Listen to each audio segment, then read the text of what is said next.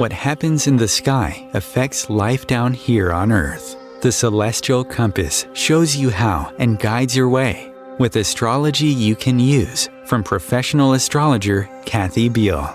Every episode features her light-hearted, practical forecasts and navigational tips, blended with humor, optimism, and a love of patterns, symbolism, and pop culture references. Kathy translates technicalities into concepts that apply to real life. You'll learn how the current moment ties to where we've been, from the recent past to cycles that last happened years ago, and get a look at where we're heading. And much more, from special topics to special guests. The Celestial Compass, enlightening, entertaining, and empowering. Here's your host, Kathy Beal. Greetings, Earthlings. Kathy Beal of EmpowermentUnlimited.net here with a special edition with a special topic and a special guest and a forecast all rolled up in one. And I brought this all on myself. I am the poster child today for our topic, which is Mercury madness.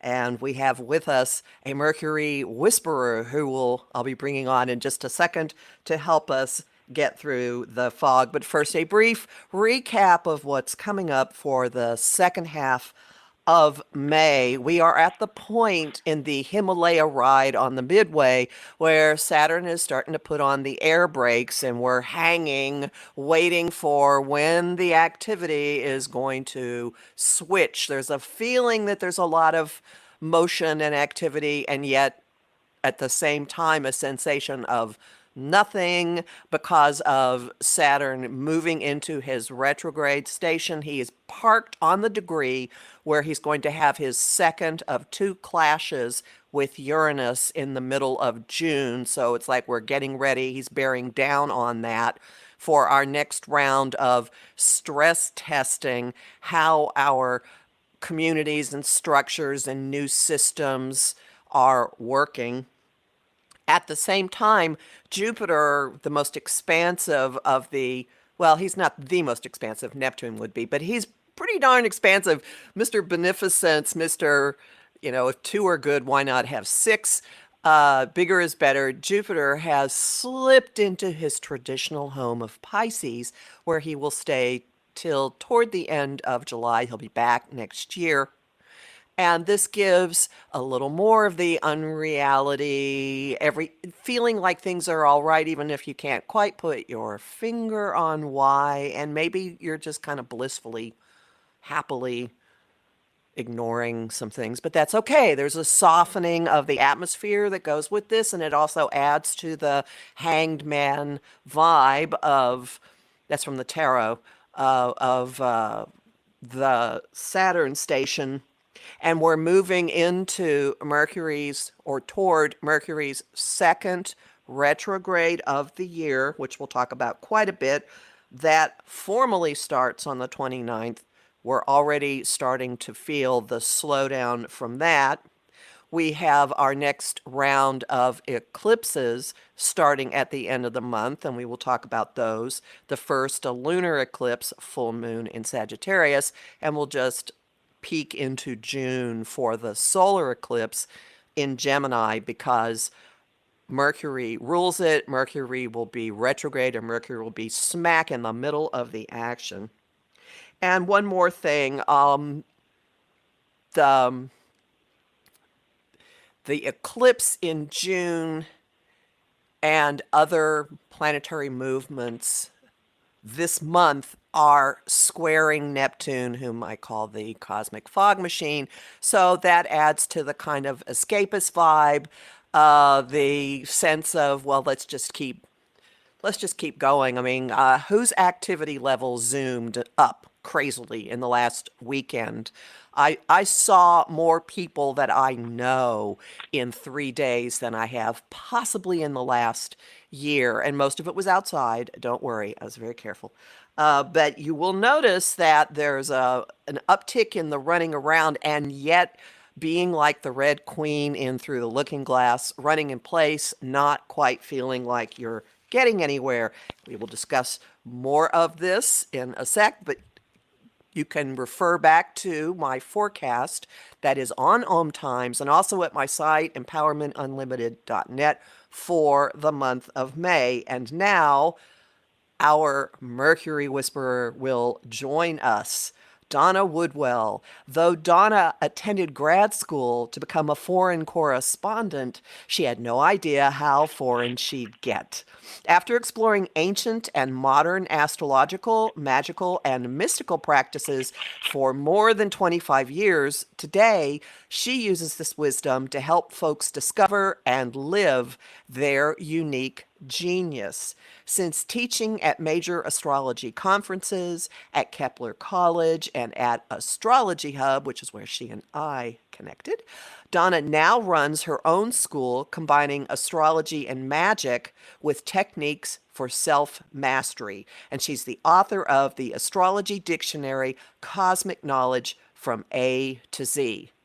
Welcome, Donna. Well, thank you for that wonderful introduction, Kathy, and thank you for having me. I'm so pleased. So let's start with talking about a little bit about Mercury in general and what happens when he retrogrades, which is a natural and regularly occurring event, no matter how much certain corners of the internet will try to make you feel like the sky is falling.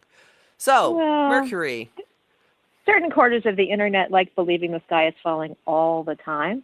But, in the case of Mercury, he is the planet that retrogrades the most often. And since he retrogrades the most often, when people ask you the question, oh, God, is Mercury retrograde again? And the answer is probably, why, yes. Why, yes, he is. And because it happens 3 or 4 times a year. Every year, like clockwork. And that's because if you think about Mercury, he's this little planet really close to the sun, and he's so close to the sun. He's actually the last planet we figured out how its orbit worked precisely because we needed Albert Einstein to help with the calculations because he's affected by the relativistic effects of the sun. So he's here, he's there, he's everywhere. His speed changes, his direction changes. He is literally the most mercurial of the planets. And so he has to do with what's changeable, what's movable, what's new and interesting. So anything in our lives that's fleeting and fickle has something to do of that mercurial content. And so we associate thinking, the news, pretty much I tell people, hey, I'm a mercurial girl living in a mercurial world, but really we all are. We all are. We are all mercurial creatures living in a mercurial world. I call him the ruler of gadgets, and getting around. That sounds absolutely perfect to me. Now, currently, he's in one of his home bases, all right? He rules 2 signs, which is kind of appropriate for him. And he's currently in his air sign home of Gemini, which kind of increases the duality aspect of Mercury because it's the sign of the twins. Yeah. I mean, think about a very quick moving object. I'm thinking like a cartoon where something's buzzing around really fast. And so he's got an air sign where he's a little more unbounded and an earth sign where he's a little more constrained. And we can all imagine what that feels like. When he's unbounded, he's, more tends toward the ADD, the flighty, the running from place to place and being curious, as you said, maybe not getting anywhere. When he's in his other home, which is Virgo, that frenetic movement is bound in a 3D kind of way, and so it internalizes the feeling. So we get, the need to create organization and structure, but also anxiety. And as Mercury moves in the various places, depending on how he manifests, he can manifest anywhere on that spectrum. And to take it back to where he is right now, people can look at this and go, oh, you're being really hard on this influence, but there are some positive traits involved here. I call it short attention span theater. It's the shiny object in Mercury and Gemini, but you can multitask. You can actually entertain a couple of ideas at once. It's like having tea and no tea from Hitchhiker's Guide to the Galaxy. You can have more than one idea in your head at once, and you can be very, very flexible and not get stuck on something, but drop it and run off after something else, which Yeah. sometimes is exactly what you need. I have thought about this eclipse cycle a lot and what's happening with Mercury right now. I think we should all be really grateful because, as you said, people in the United States and some other places in the world, because we know the pandemic isn't quite over for everybody yet, but people in the United States are trying to get back to a new normal. We had the pandemic, and we had enough time to get into the pandemic habits, but now we have to break all of our pandemic habits and come up with something new. And when Mercury is like this, the doors are open to try out new things and help break the habits that we found ourselves in. So for that, I'm grateful. Well, let's just break it into a couple of pieces here. The concept of a Mercury retrograde and the one that will be happening, which goes from, hold on, I got the dates here, May 29th to June 22nd, from 24 degrees Gemini to 16 degrees Gemini. So smack in the center of his airy home base. Yeah, and that means that instead of normally Mercury spends about 3 weeks in every sign. So we get a taste of a little bit. He's like the guy running around the smorgasbord going, I like a little of this, and I like a little of that, and on he goes. But he's kind of fixated on his home base for an unusually long period of time. So that gives us a little extra time to process through, what is my need to try out different ideas and different energies. So he's got an extended period of time to do that.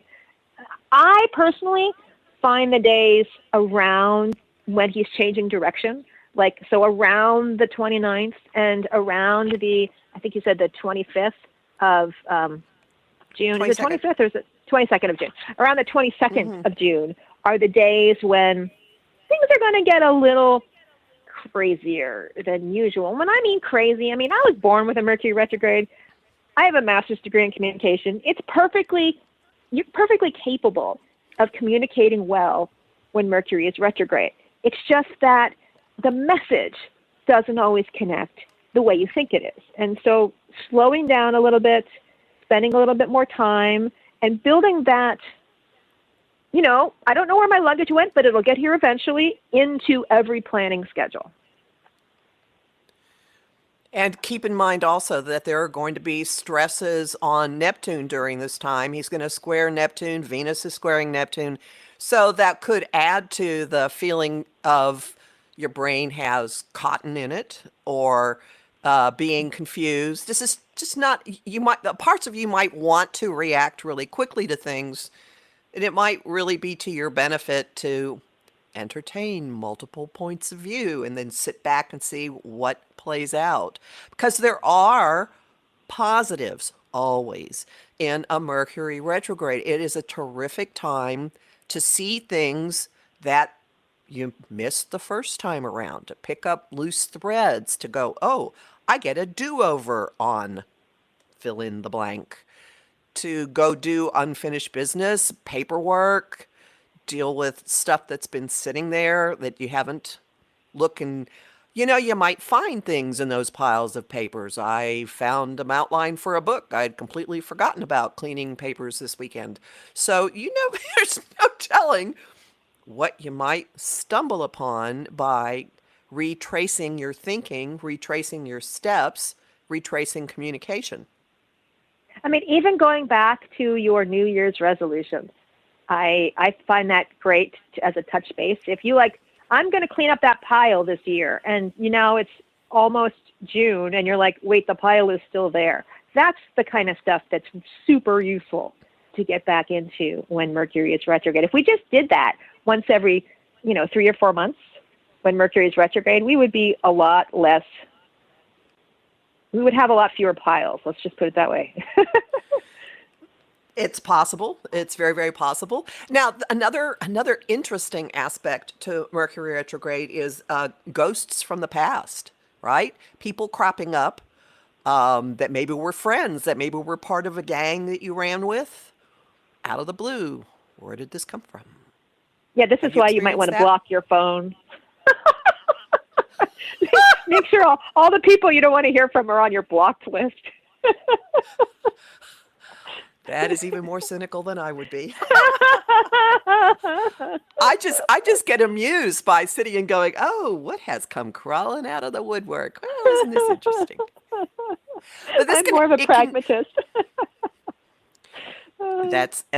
yes. I have anyway. Um, you might, but it's not necessarily that you have direct contact. You might dream about somebody. You might have someone start going up, in your social media feed. You might have songs that appear that make you think of something you haven't in a long time. June used to be a traditional high school reunion time. Also, it's a time of weddings. So who knows what's going to show up in terms of old photographs that you stumble on or old letters. Could be very, very interesting. Tons more to say about this. We are coming up on a break. So we will segue from just Mercury retrograde to the role that he's going to play in the eclipses coming in a few minutes.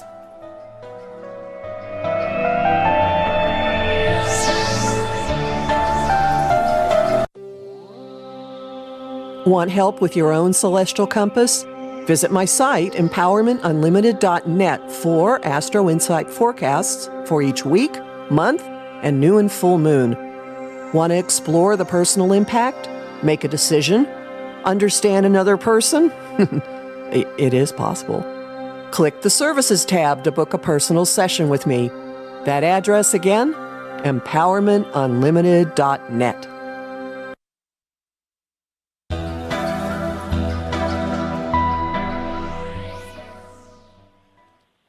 Welcome back to Celestial Compass. I'm Kathy Beal, and we are talking Mercury Madness today with my favorite Mercury whisperer, Donna Woodwell. We've been talking about Mercury coming up for his second retrograde of the year at the end of May in the sign of Gemini, one of his home signs.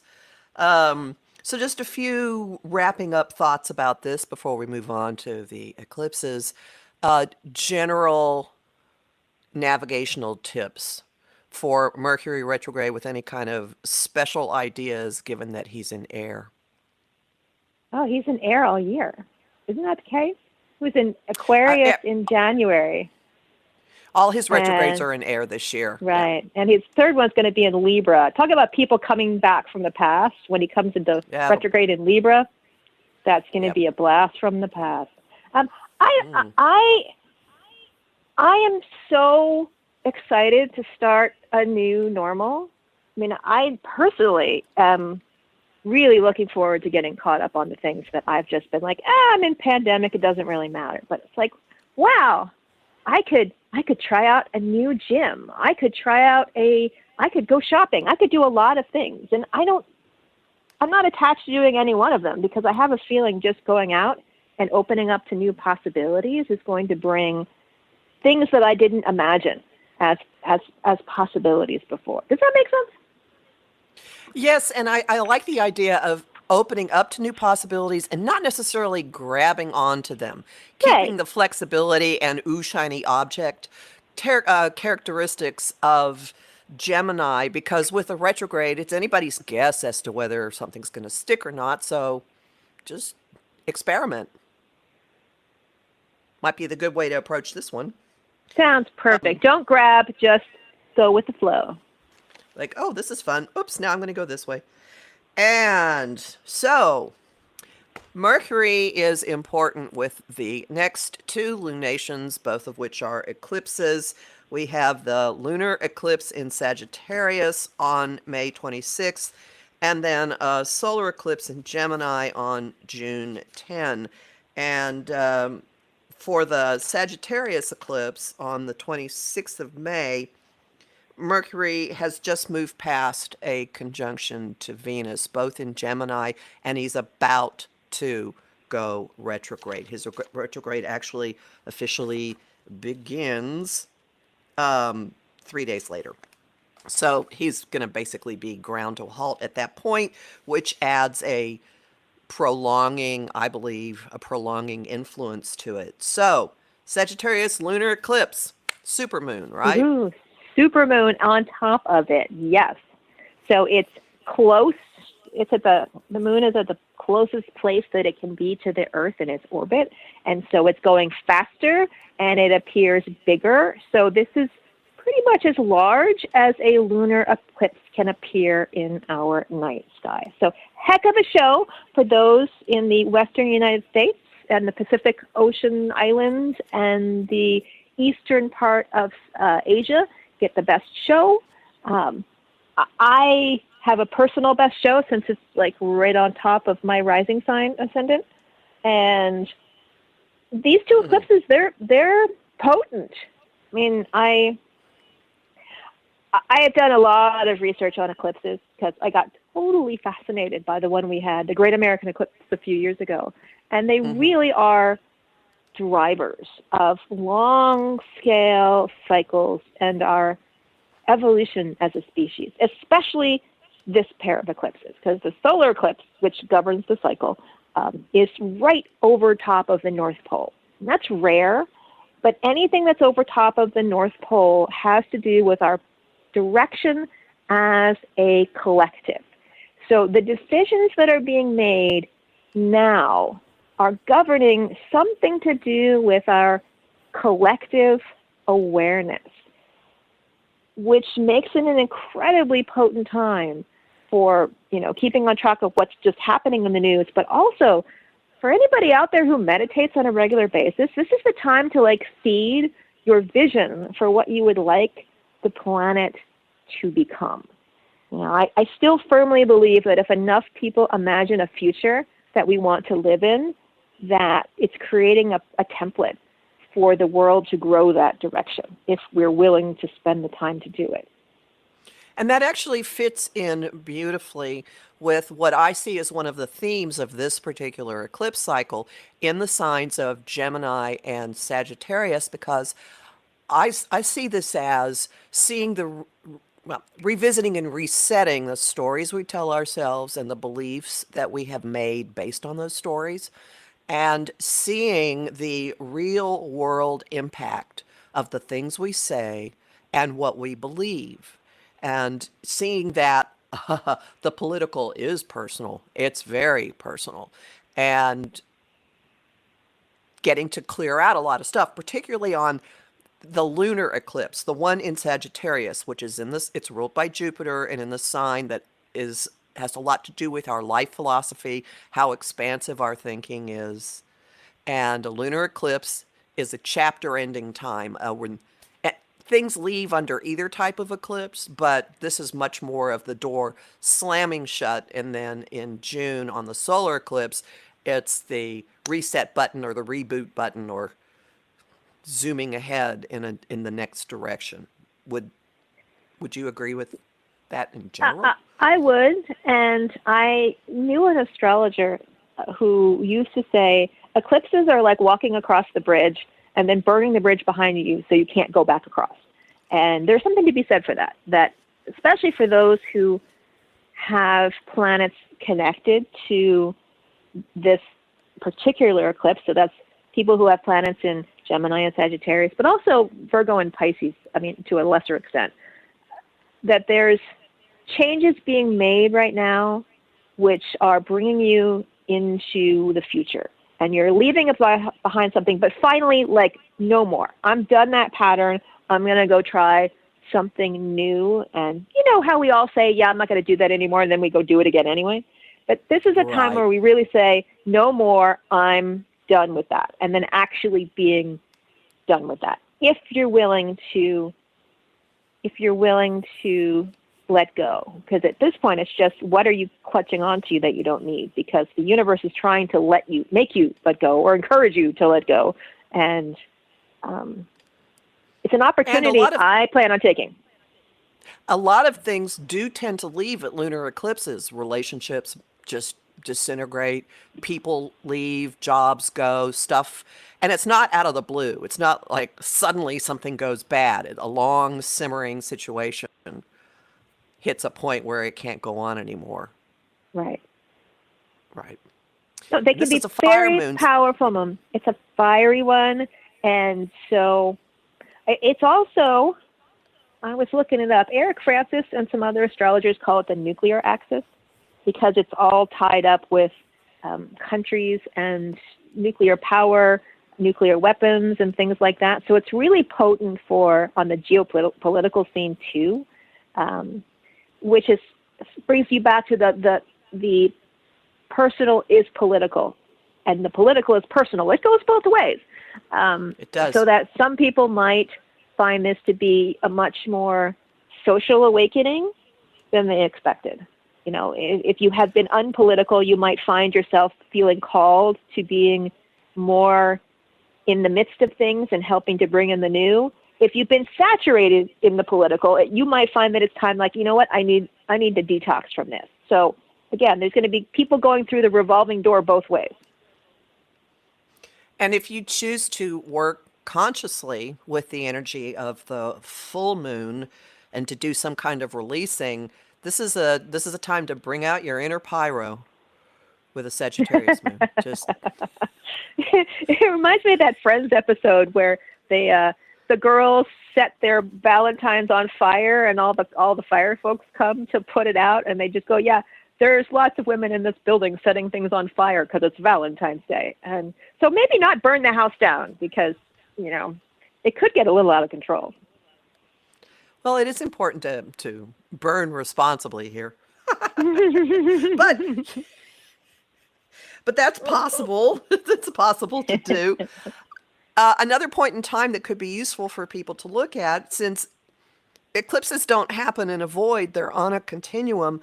The last time that we had an eclipse exactly at the spot in the sky where the full moon will take place on May 26th is May 20th, 2002. So go dig in your memory banks for what kind of gear shift was made in your life at that point.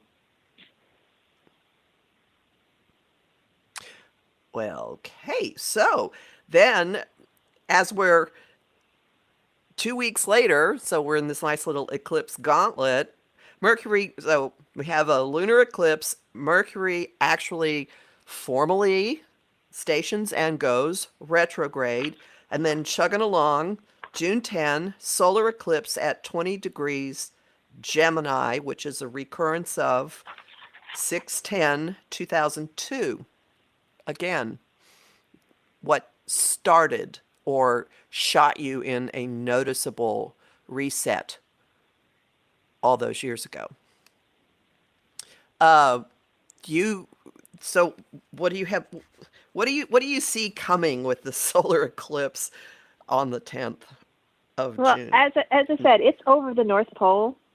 It's over the North Pole. It's Lord of the eclipse is Mercury. Mercury is retrograde, not far from the eclipse. That is an awful lot of revisioning the global story.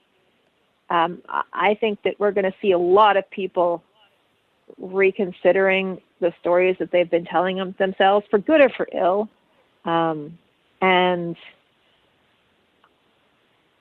I mean, Mercury is not, I mean, out of planets, Mercury is not known for the most physical, manifested kind of planet because he's so fast and he's so mutable. But I do think so much of what's happening in the world right now is a failure of philosophy. I mean, it's a failure of imagination. Radicalization and polarization are ideas, and so therefore they're governed by Mercury. And if we have a chance to revisit what got us where we are, it might be really helpful as we try to figure out how we can possibly move forward. So as I said, in the short term, I'm not sure it's going to be the most pleasant experience for some people, but I think in the long term, it is ultimately extremely a healing moment. We might find ourselves looking back 10 years from now to this point in time, right after the pandemic, and going, wow, we didn't realize it, but everything was changing right under our noses. And interesting you say failure of imagination, because the sun, the moon, and Mercury will be square Neptune in Pisces Hmm. at that eclipse. Yep. Well, We will. So does We that will. mean We will see. we will? And I mean, it's really.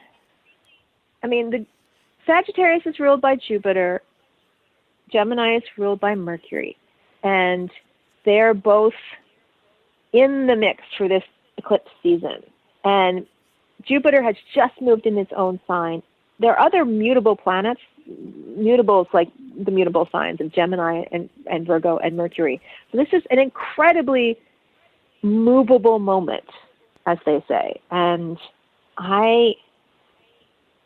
it's always hard to pin down a forecast when everything's moving, because that's the hallmark of the time of our changing energies. And I don't think we're going to commit to anything new. I think we're opening up to new possibilities, and we're doing it by letting go of old things. And sometimes we may just know, I know these things revisited me. I know that's not what I know that's what I don't want. But we still may not be 100% sure what we do want until we look at some of the new possibilities that are coming our way. And so I think this is the time when we're just clearing the decks, starting to come out. Kind of like that groundhog comes out, sniffs around, and tries to decide if he wants to come out of his hole yet. We're in that reemergence phase right now. Do we want to actually come out and be in the new world? And if we do, what do we want to create? And maybe looking around the piles and go, yeah, I promised myself I would do that while I was in the pandemic. And wow, the pandemic phase is over and I need to come out and I still didn't do that. What does that say about me and what's important? And am I ever going to do that? Maybe I should just throw it in the trash and be done with it. I don't know. We are going to be doing a lot of evaluating in this process. Oh, I agree very much so. And I also think it's highly possible that some of us may be jumping the gun on the pandemic stage being over. Oh, I With- absolutely agree with you on that, because we've hit a new high on global things. Well, this gets back to a failure of imagination, and we have so much more work to do globally for this pandemic. We have so much more work to do internally for this pandemic, and yet I think there is a pervasive feeling in the United States that it's like over, and even if it's not, and that's part of the failure of imagination and wanting to be done before even thinking things completely through. So what we see it's easy to forget when you're an astrologer that what we see in the world is actually the real reflection of what is happening in the sky. So we can say whatever we want to say about what the energy is, but what's actually manifesting out there has to be in the sky script, or astrology is not as potent as we'd like to think that it is. So the crazy that you see today is reflected in the crazy that is in the sky. Oh, very much so. Very, very much so. And without going into details here, I'll just point out that there are a lot of Geminis in the news geopolitically, and that June eclipse is going to hit them. I will be giving a talk about this at the beginning of June. So there will be political things happening. You mean like the president who Yeah. will not be named? That one? Yep. Yeah. He's one of them. Yeah, and some other people. I mean, Boris Johnson. I mean, there are. It's not just Right. a U.S. It's not just a U.S. phenomenon, but it's. It's I not just found a it U.S. guy. No, and I found it fascinating in recent years how frequently Gemini has been represented lately in people who have been framing our stories for us, and especially with all that squaring Neptune, could be really, really fascinating coming up. Okay, so we are heading into our second break here. We'll be back in just a couple of minutes.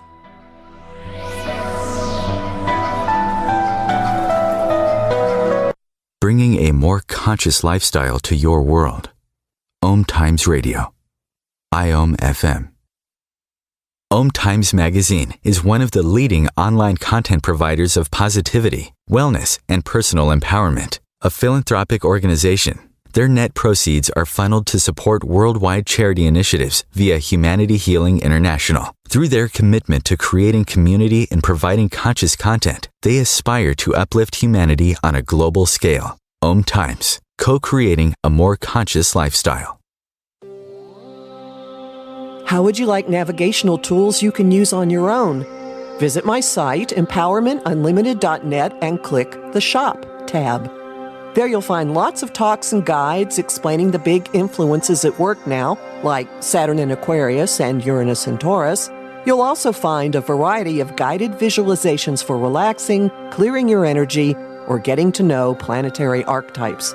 That address again, empowermentunlimited.net.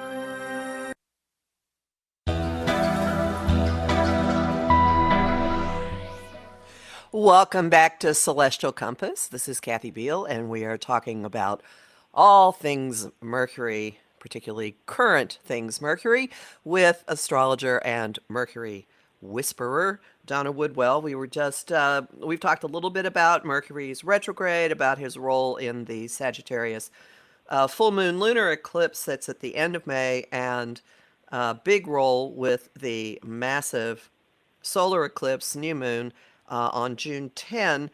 There's one other aspect of that solar eclipse I'd like to throw into the discussion, and that is it's right before the second Saturn-Uranus square, which is exact on the 14th.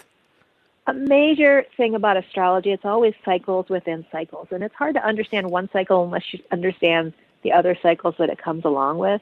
And so we have this Mercury retrograde going on where we revisit our past. We have all this mutable energy where everything's shifting and changing. We have these eclipses where everything is about, doing our shadow work, letting things go, and moving into something new, all in the midst of one of the greater themes for the year, which is Saturn, which wants to be grounded and stable and pragmatic, and Uranus, which wants to break all the rules and break out and be an individual and do something new and innovative. And when Saturn and Uranus are tangling with each other, it's the forces of conservatism versus the forces of progression, and what happens when the two of them clash, which is a big story.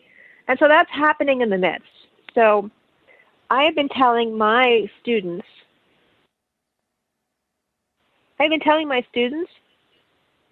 through the course of the month or so that, what I already feel the whirl of energy. I mean, I'm so mutable to begin with. I'm always used to look, there's a bird, and going on to something else. So I feel that whirl very strongly. But I know Saturn, as it stations and slows down, is calling you to find a center and find a grounded place, even in the midst of the whirlwind that's going all around us. So I've been suggesting things like, why don't you try moving meditation? It might be hard to sit and meditate when your mind is a whirl, but if you do a walking meditation where you focus on your breathing and the steps that you're taking and your physical environment, that linking to what is in the present, that kind of mindfulness exercise might be the best antidote to being able to handle the rapidly changing world that we are moving into. What do you think? And that might get you still enough that what you really think and feel about something could find you. Yeah, emerge. You could suddenly realize, wait, now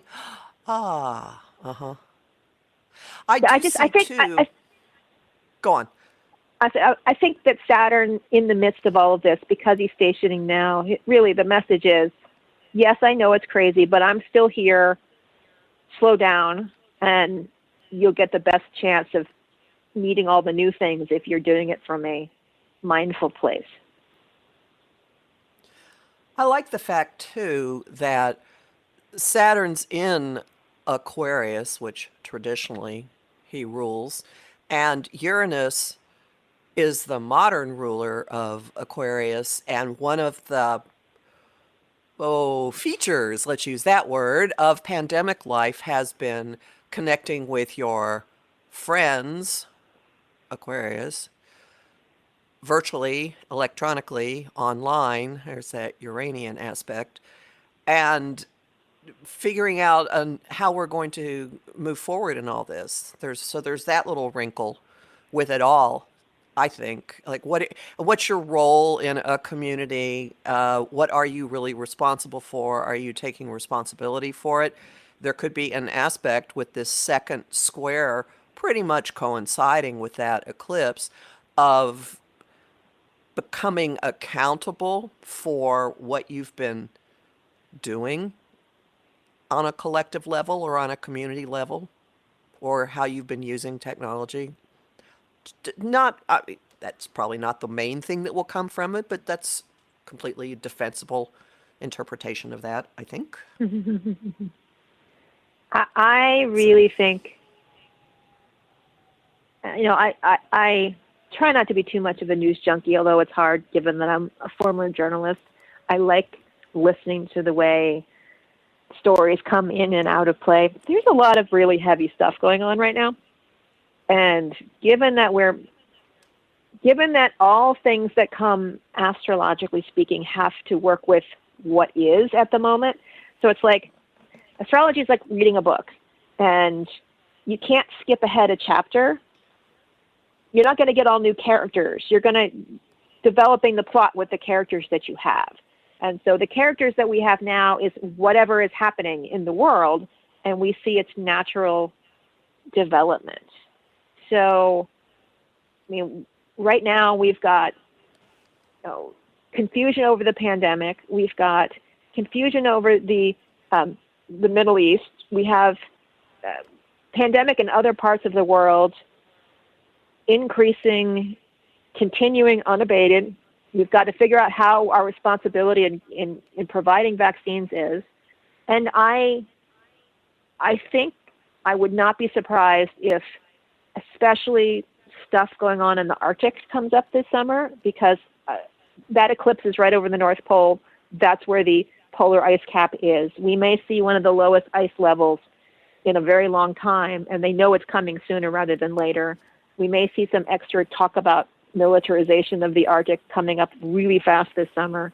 That right. is part of this process, part of this discussion. But if we don't have these discussions, if we don't bring them to light, we can't decide what kind of a future we want. So we may see some of that coming back into the conversation. And again, it's a good time to ask myself, what is my role in this? What is my responsibility? Do I have a responsibility? Do I just trust that there's a divine plan and no matter what I do, it's unfolding? Or is there something I, dare I say, should be doing that I'm not currently doing? And those are hard questions to answer because there's no straightforward answer. It's just that I have a feeling that that's going to be coming up for a lot of people. And becoming aware of the power of your words and what happens out in the world because of things you say. So I think becoming really aware of the veracity or not of what you're posting on social media could be a theme going on with all this as well. Yeah, I mean, Jupiter likes to tell the truth, even if the truth is only held by one person. It likes to spit out whatever is in its brain, even if it's projecting its own reality bubble into the world. And we have to learn how to work with that. Another thing that's another interesting, potentially useful way of looking at this is we've been talking about cycles within cycles. Nothing happens in a vacuum. It's all part of a continuum. So there is the next phase of a story here growing out of two different points in time. One of them is that this eclipse family started up last summer. We had an eclipse in Sagittarius in June, and then November and December last year in Gemini and Sagittarius. So there could be some things coming back around for further discussion and exploration that have to do with wherever these eclipses are falling in your chart, wherever Gemini and Sag are. But there's also the Saturn-Uranus aspect to it, that this is the next phase of stories that got really hot in the middle of February when they had their first square. There were a couple of really big things that happened in the news at that time. There's probably something in your own life each person could look at and go, oh, more to the story. And so then you can also look forward, because both of these little cycles are directing us to the end of the year, because Saturn and Uranus have their final square in December, and the last eclipse in this eclipse family is in December. So that's one way of... That's the Antarctic eclipse. You know, Arctic eclipses are actually kind of rare. I mean, there are partial eclipses, but there usually aren't total eclipses right over the poles. And people don't get to see them the way that they do when they're at more occupied latitudes. But that doesn't necessarily mean that they're not just as potent in their material effects. And I do. There's a book that Friedhof Capra wrote called The Turning Point that was turned into a movie called Mind Walk, where Sam Watterson and Lib Ullman and I can't remember. I've seen it. Anyway, they're all walking around Mont Saint Michel, and they're having philosophical conversations about how we could change to a world with a more holistic vision. You know, what that might entail. And they don't come up with easy answers, but I think they're asking the right kind of questions. Those kinds of questions, I think, are the right ones to ask now. How can we think of a world? How can we build a world that's more holistic, that recognizes it's not me versus them. It's much more of a subtle continuum. We need diversity in order to create. Well, we need diversity in order to create. Let's just leave it at there. We need all the different possible points of view. And until we get there, many of the world's ills are very difficult to solve, because we're still fighting fights that are in our heads and not in our hearts. So this eclipse cycle, or the winding down of this eclipse cycle, could actually literally turn our thinking upside down from top to bottom, North Pole to South Pole. I think that is fair to say, and maybe give us a more global perspective, which I know, especially in the United States, is severely lacking. Right. Okay. So one takeaway from this is there is a backwards and forwards energy going on right now, with some aspects of existence bringing up things from the past, which we can look at, sort through, go, goodbye, nice seeing you, don't want you. And there's also simultaneously a forward-looking aspect to existence. But nothing is going to be permanently resolved at this moment. Would you agree with that? I would agree that we are at a point where things are changing, but it's not the best time to make a commitment to what the changes might be. It's a time to explore. And things will be different. We're still gathering data. We're still thinking things through, considering possibilities. And I like to use the term of a lily pad. The lily pad that we're jumping to won't be within reach until December. So it's a process. So we've got more to come in the process. It's always more to come. Yeah. It's a never-ending story. That's astrology. So how can someone make friends with Mercury during this? Oh, Mercury is so fun and so generous with humans. Mercury loves humans. It's always fun to just hang out. And really, as long as you are recognizing that feed your curiosity. Mercury loves being curious, and don't be afraid to explore. Don't be afraid to open yourself up. So, whether that's try out a new food, pick up a new book, do something, walk someplace you've never walked before, whatever. Anything that's new feeds the mercurial spirit in all of us. So it's super simple. Just do something new and see where it leads you. Look for the humor too, right? Yeah, That might you not be a go. bad thing. Listen to Kathy. Laugh. Find reasons to laugh. Mercury likes to, Gemini definitely likes to keep things light. Well, so does Jupiter. So the two of them have that in common. Nicely put. Except, well, okay. So this, when I first was doing my forecast for May, I looked at the month and I went, it's gonna be wackadoodle. And that was my word for it. Like, oh my God. But I think you have analyzed this in a way that there could be some really beautiful little nuggets in all the wackadoodle. So why not just go have fun with it? I agree. It is wackadoodle, but we're still here. The world has been wackadoodle many, many times before, and yet here we are.